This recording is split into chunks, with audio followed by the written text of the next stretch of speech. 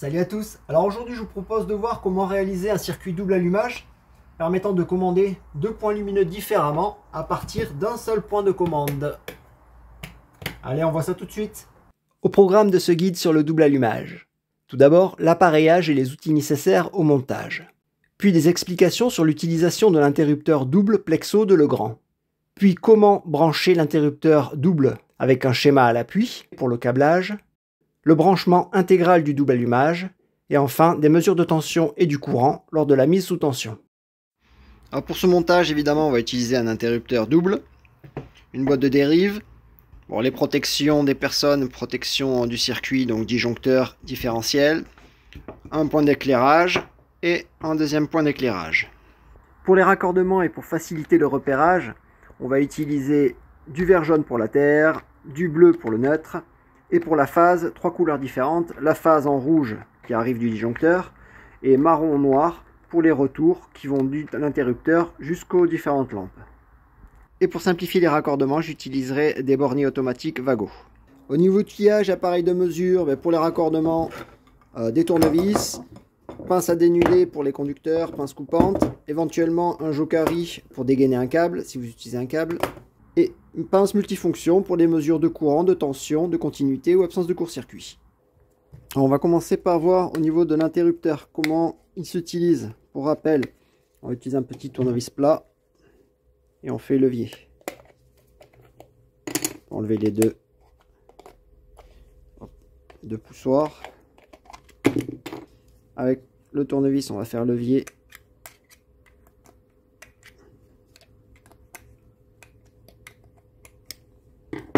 Et après on écarte. C'est tout seul. L'embout, on peut le joint d'étanchéité, on peut le mettre ici. Après cette partie-là, on presse avec les doigts pour le sortir. C'est ce que j'expliquais tout à l'heure. Quand l'appareil est vendu, il est rangé à l'intérieur, à l'arrière, clipsé comme ceci. Et à l'intérieur, comme ça. Soit en mode bouton poussoir. Et ce côté est toujours en interrupteur. Pour le régler en poussoir, on appuie et on tourne. Là, je l'ai réglé sur deux poussoirs. Bon, moi, j'ai besoin d'un interrupteur, enfin d'un double interrupteur, donc je le remets en position interrupteur. Donc là, il est bien bistable, il a deux positions stables, c'est bien un interrupteur. Pour le câblage de l'interrupteur, on regarde à l'arrière. Et voilà le schéma du double allumage, que je raccorderai en fil volant tout à l'heure. Ce que j'entoure en rouge correspond à l'interrupteur double, que j'identifie S1 et S2 pour les dissocier. Pour faire simple, ce sont ni plus ni moins que deux interrupteurs va-et-vient dans le même boîtier. Au total, il y a 6 bornes, 3 bornes par interrupteur. Repérez LA, 1A et 2A pour l'un des interrupteurs, avec LA pour l'arrivée de la phase et 1A, 2A pour les sorties. L'autre interrupteur, ces bornes sont repérées LB, 1B et 2B, toujours LB pour la phase qui vient du disjoncteur. Avec au milieu, en rouge, c'est les arrivées phase. Ici et là. Donc pour le premier, LA, c'est la phase numéro 1. Le contact au repos se fait avec 2. On le voit ici, la liaison mobile qui fait tac, tac, tac. Et lorsque je vais appuyer sur le poussoir, le contact va passer sur 1. Il va faire de là à là. Donc la liaison électrique ira comme ça. Au repos, ça sort ici. Et à l'appui, ça va sur 1. C'est la même chose pour l'autre borne. Donc LB, au repos, ça va sur 2B. Et à l'action, ça sort sur 1B. Pour ce type d'appareillage, Legrand a toujours 2 entrées automatiques par borne, permettant si besoin de réaliser des pontages. Alors ceci fera office de tableau de répartition, avec tout à gauche un différentiel pour la protection des personnes, et en dessous plusieurs disjoncteurs. J'utiliserai le dernier pour protéger le circuit d'éclairage double allumage, avec un calibre de 10 ou 16 A maximum pour un circuit d'éclairage, et au maximum 8 points d'éclairage, et le tout câblé avec des conducteurs de 1,5 mm². Bon, voilà pour les rappels de la norme NFC 1500. Pour les raccordements, je vais m'aider de ce schéma pour détailler le principe. Donc ceci fera office de TGBT. Là-dedans, j'aurai toutes mes protections. Je sortirai du bas de ce disjoncteur avec à droite une phase en rouge et à gauche un autre en bleu. Ce wagot fera office de bornier de terre, à défaut d'en avoir un. Et j'y raccorderai mon conducteur PE, vert jaune. Du tableau vers cette boîte de dérivation, j'aurai donc 3 conducteurs. Une phase, un neutre et un PE. L'interrupteur, il nécessite 3 conducteurs. Un rouge qui vient du disjoncteur et 2 autres conducteurs qui vont alimenter au niveau des phases le premier récepteur, donc la première lampe, et la deuxième lampe. Différemment, donc 2 couleurs. La phase en rouge qui vient du disjoncteur, et on prendra un marron pour une lampe et un noir pour l'autre lampe, par exemple. Toutes les couleurs sauf bleu et vert jaune. Donc, qui va aller de la boîte à l'interrupteur, j'aurai 3 fils. Un rouge, un marron et un noir. Et ensuite, pour aller de la boîte aux 2 lampes, donc la première et la deuxième, j'aurai également 3 fils. Le neutre et la terre qui viennent du tableau. Et les phases commandées, la phase en marron qui ira sur la lampe de droite et la phase en noir qui ira sur la lampe de gauche. Donc on prend 3 conducteurs, phase neutre terre, donc phase en rouge, neutre en bleu et la terre en vert jaune. Pour la phase et le neutre en sortie du disjoncteur, donc la phase toujours à droite. Pareil pour le neutre, on pense à bien vérifier la tenue des conducteurs.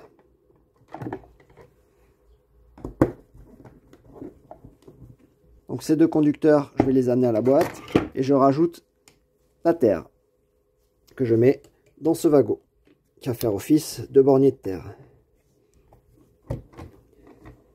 Ces 3 conducteurs, je les rentre dans la boîte de dérivation.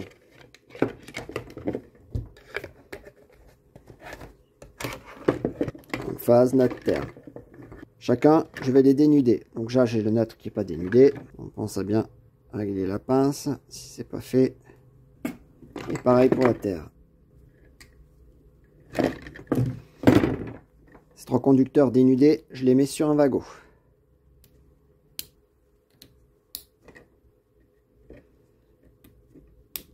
Alors, ce que j'expliquais tout à l'heure au niveau de l'interrupteur, je vais utiliser 3 conducteurs. La phase qui vient du disjoncteur, le marron qui va aller pour cette lampe là, mais qui va s'arrêter dans la boîte de dérivation, mais qui ira à la première lampe là-bas, et ce noir qui ira pour la deuxième lampe. Pour brancher cet interrupteur, je vais commencer par mettre la phase en entrée. On a un gabarit, on se rappelle, ici, qui permet de vérifier la longueur de dénudage. Et l'entrée sur LA. J'appuie, j'insère le conducteur. Je relâche, ça tient. Je vais faire un pont entre LA et LB. Avec un petit bout de conducteur, je me mets sur LA. La portion de conducteur, je vais la brancher ici, sur cette partie. Alors, vu qu'il est un peu long, je vais le raccourcir.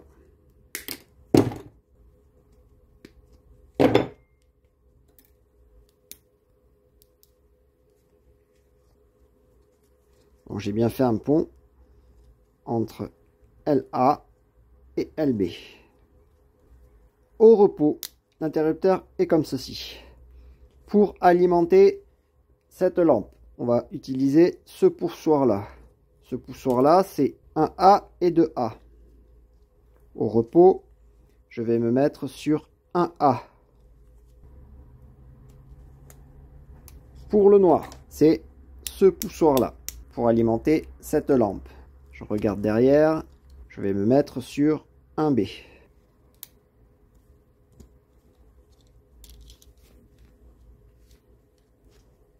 Mes 3 conducteurs sont raccordés.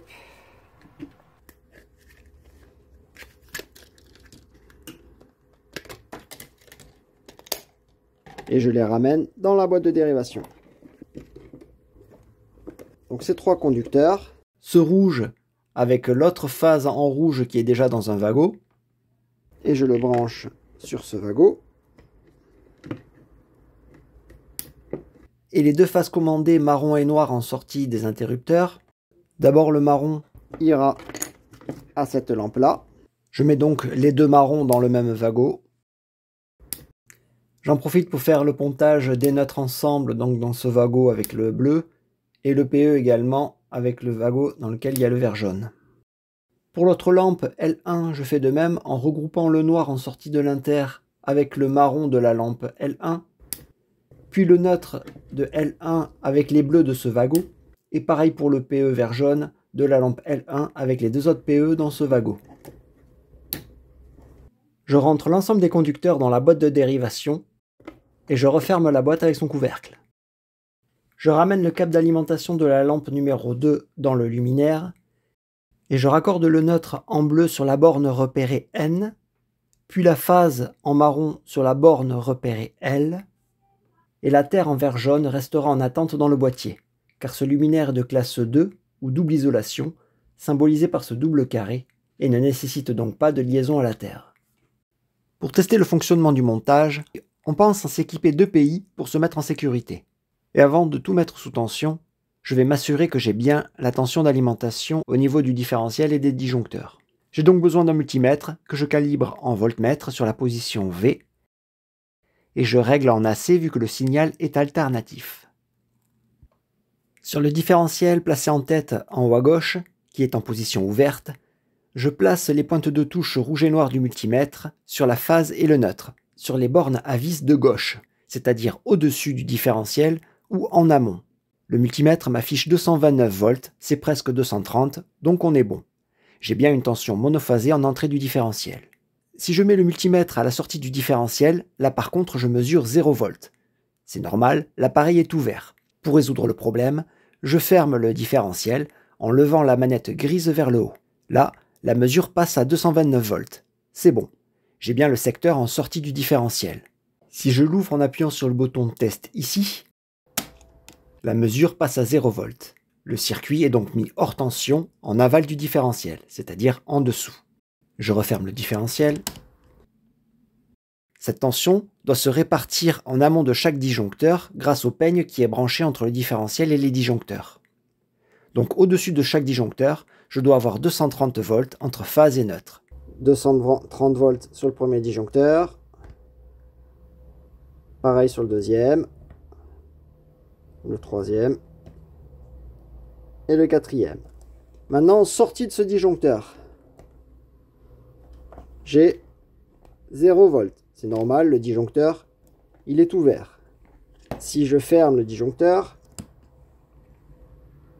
ça passe bien à 230 volts. Maintenant, je vais mesurer les courants qui passent dans le montage. Alors, je vais utiliser la pince et calibrer sur 60 ampères. On n'est pas en DC mais en alternatif, donc je règle sur AC. Et je pourrais ainsi mesurer les différents courants en fonction des états des lampes, allumées ou éteintes. Dans un premier temps, j'entoure la pince sur la phase d'alimentation en sortie du disjoncteur. Là, je mesure 0 ampères, ce qui est normal puisque les lampes sont éteintes, il n'y a pas de courant. J'appuie sur cet interrupteur pour allumer cette lampe. Je mesure 0,05 ampères, soit 50 mA.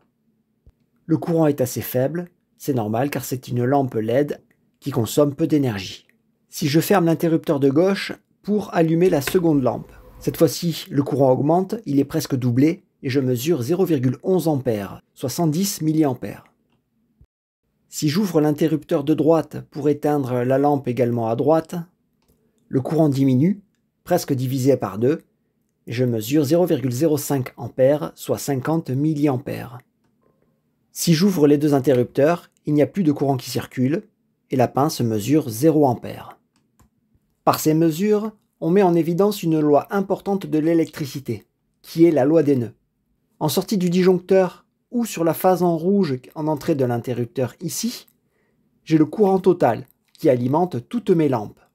Et c'est l'interrupteur qui fait office de nœud et divise les différents courants, c'est-à-dire qu'il répartit un courant pour la lampe de droite et l'autre courant pour la lampe de gauche. Ainsi, le courant est maximal, courant de la lampe 1 plus courant de la lampe 2. Les lampes ayant presque la même puissance, elles consomment le même courant. Et du coup, le courant total sera égal à la somme de l'intensité de la lampe de droite celle de la lampe de gauche. Sur la phase en marron qui sort de l'interrupteur de droite, je mesure seulement le courant de cette lampe, soit 50 mA. Si je l'ouvre et que je ferme seulement l'interrupteur de gauche, on voit que la pince mesure 0 A. Je ne suis pas sur le bon conducteur. Je positionne donc la pince sur le conducteur noir en sortie de l'interrupteur de gauche. Et si je ferme cet interrupteur, j'ai 0 A. C'est normal, c'est pas le bon conducteur. Et si je ferme l'interrupteur de gauche, j'ai bien 50 mA qui est le courant absorbé par la lampe de gauche. Pareil, le courant, je peux le mesurer soit sur la phase, soit sur le neutre. Je peux faire la même chose avec le neutre. Donc là, à l'heure actuelle, on a 0 A, ce qui est normal. Les deux lampes sont éteintes. J'appuie, on a l'intensité de cette lampe-là. Et si j'appuie sur les deux, c'est le cumul des deux courants qui se répercute ici, qui se mesure sur le neutre ou la phase. Et est-ce qu'on a un courant sur la Terre? Eh bien, on regarde. Là, à l'heure actuelle, j'ai 0 A sur la Terre. Ce qui est normal, s'il n'y a pas de défaut d'isolement, il n'y a pas de courant dans le PE. Et que se passe-t-il si je mesure en même temps dans la pince la phase et le neutre? Eh bien ça, c'est une erreur à ne pas faire, car les champs magnétiques générés par la phase et le neutre s'opposent et viennent s'annuler dans la pince, qui mesure dans ce cas 0 A, alors qu'il y a un courant qui circule bien dans les conducteurs. Donc attention à ne jamais prendre un câble tout entier dans une pince ampère-métrique, car la mesure ne sera pas bonne. Voilà, j'espère que ce guide sur le double allumage vous sera utile. Pensez au code de réduction sur le site partenaire biselectric.com pour vos achats de matériel électrique. Si vous avez des questions, posez-les en commentaire et n'hésitez pas à liker et partager la vidéo et à vous abonner à la chaîne Electrotoile pour me soutenir. Je vous en remercie par avance et je vous dis à bientôt pour une prochaine vidéo.